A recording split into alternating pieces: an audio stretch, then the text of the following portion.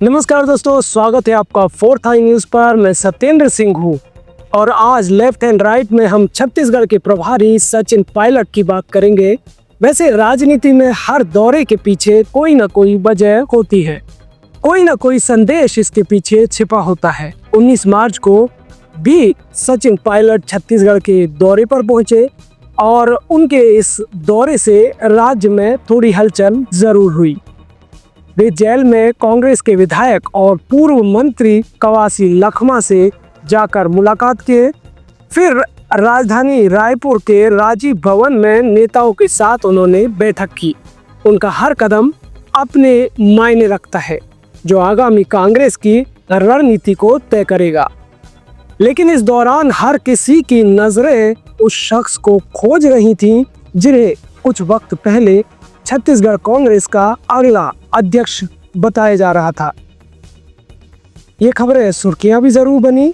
तो सचिन पायलट के इस दौरे से क्या छत्तीसगढ़ की कांग्रेस एक बार फिर पुनर्जीवित हो पाएगी और क्या एक बार फिर वो भाजपा का मुकाबला करने के लिए तैयार है?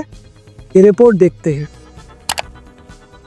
तो आज का हमारा मुद्दा है छत्तीसगढ़ सहित पूरे देश में हाशिए पर चल ही कांग्रेस के छत्तीसगढ़ प्रभारी सचिन पायलट का प्रदेश का दौरा।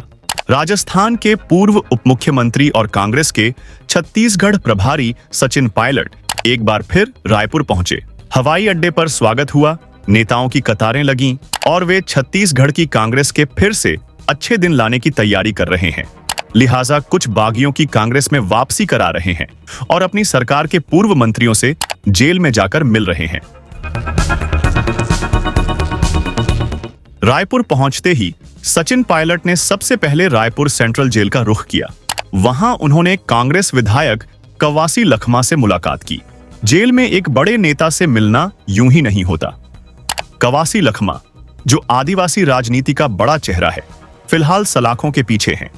ऐसे में अपने पूर्व मंत्री से जेल में मिलकर शायद प्रदेश में आदिवासियों को परेशान करने का मैसेज भी दे रहे हैं।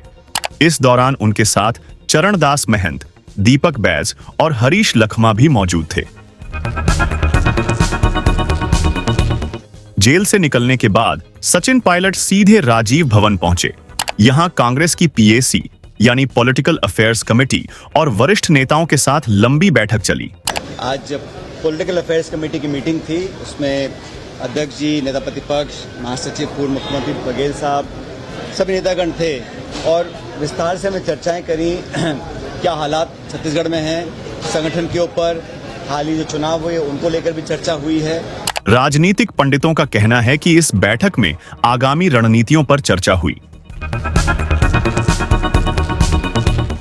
पायलट ने कहा कि भारत सरकार की सभी एजेंसियां विपक्षी नेताओं को दबाने और उनका मनोबल तोड़ने के लिए पूरी ताकत से काम कर रही हैं, खासकर कांग्रेस के नेताओं का।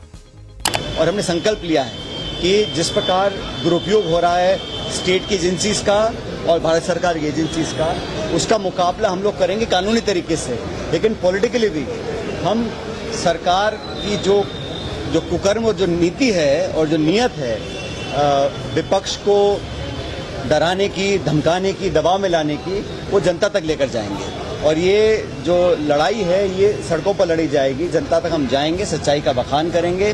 कांग्रेस नेता ने कहा, राजनीतिक संघर्ष जारी रहेगा। हम ईडी, सीबीआई, आयकर विभाग और राज्य की एजेंसियों के दुरुपयोग का विरोध करेंगे। जहां भी भाजपा अपने विरोधियों के खिलाफ एजेंसियों का दुरुपयोग करेगी, हम इसका विरोध करेंगे और जवाबी कार्रवाई करेंगे। जिस तरह से हर संस्था को कैप्चर कर नीतिगत तरीके से खोखला करने का काम किया है और अपने प्रतिद्वंदियों को और अपने विरोधियों को, वैचारिक विरोध करने वाले लोगों पर पूरा शिकंजा जड़ा जा रहा है, उसको एक्सपोज जनता के बीच में करेंगे। सचिन पायलट ने छत्तीसगढ़ कांग्रेस के नेताओं के साथ अहम बैठक की। इस बैठक में पूर्व डिप्टी सीएम टीएस सिंहदेव दिखाई नहीं दिए, जिसके बाद से अटकलें लगाई जा रही हैं। वहीं बैठक के बाद सचिन पायलट ने कहा कि जो लोग निष्क्रिय हैं उन लोगों के खिलाफ कार्रवाई की जाएगी। बूथ तक हमारे नियुक्तियां, जो हमारी पद खाली हैं उनको पूरा भरेंगे और जो निष्क्रिय हैं उनका हमने शुरुआत कर दी है बदलाव करने की। और अनुशासन प्रदेश कांग्रेस में कोई भी अगर अनुशासनहीनता पाई जाएगी उस पर तुरंत हम लोग कार्रवाई करेंगे। अब तक थोड़ा संकोच हम लोगों ने किया था, लेकिन अब मुझे लगता है वो समय आ गया कि जो भी पार्टी के नीति से बाहर रहेगा, उसके स्टेटमेंट्स या उसके कामों से पार्टी को नुकसान होगा, उस पर हम तुरंत कार्रवाई करेंगे। हालांकि पूर्व डिप्टी सीएम टीएस सिंहदेव के प्रदेश अध्यक्ष बनने की अटकलें लगाई जा रही हैं। ऐसे में पार्टी की अहम मीटिंग में उनके शामिल न होने से कई तरह की अटकलें लग रही हैं। तो ये था सचिन पायलट का वो दौरा जो कई संदेश दे गया, जहां उन्होंने एक तरफ पार्टी से निष्कासित पार्षद को वापस पार्टी ज्वाइन कराई, तो वहीं उन्होंने अनुशासन का पाठ भी पार्टी के नेताओं और कार्यकर्ताओं को बढ़ाया। लेकिन हर किसी को इस दौरान टीएस सिंहदेव की कमी जो है वो खल रही थी। अब इसे कांग्रेस के भीतर कैसे देखा जा रहा है, इसका अंदाजा फिलहाल लगा पाना मुश्किल है। लेकिन एक बात तो तय है कि सचिन पायलट का ये दौरा छत्तीसगढ़ कांग्रेस के लिए कुछ आगामी रणनीति का हिस्सा जरूर हो सकता है। जाते जाते एक दुखद लेकिन सचेत करने वाली जानकारी आप लोगों के साथ शेयर करना चाहता हूँ। रीवा जिले के सेमरा गांव में एक 2 साल के बच्चे ने खेल खेल में सूखा चना उठाकर खा लिया। ये चना उसकी सांस नली में जाकर फंस गया और देखते ही देखते ये मासूम जो है वो तड़पने लगा। और जब तक उसके परिजन उस बच्चे को अस्पताल लेकर पहुंचे, तब तक उस बच्चे ने दम तोड़ दिया था। डॉक्टरों ने बताया कि बच्चे की मौत गले में चना फंसने की वजह से हुई।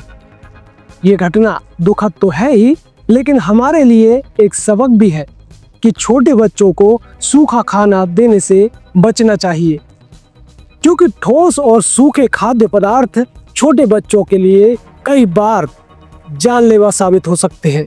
इससे पहले भी कई और घटनाएं भी हुई हैं। तो लेफ्ट एंड राइट में फिलहाल इतना ही, और हमारे इस प्रोग्राम के बारे में आप भी कमेंट कर राय रखते रहिए, क्योंकि चर्चा से ही अमृत की प्राप्ति होती है। और आप अगर हमारे जरिए कुछ और मुद्दे भी उठाना चाहते हैं तो ज़रूर हमें कमेंट कर बता सकते हैं। फिलहाल मुझे दीजिए इजाज़त, फिर मिलूंगा आपके साथ एक और नए किसी मुद्दे के साथ, और तब तक के लिए आप खुश रहें और हमारे मासूम बच्चों का धैर्य के साथ अच्छे से देखभाल करें। नमस्कार।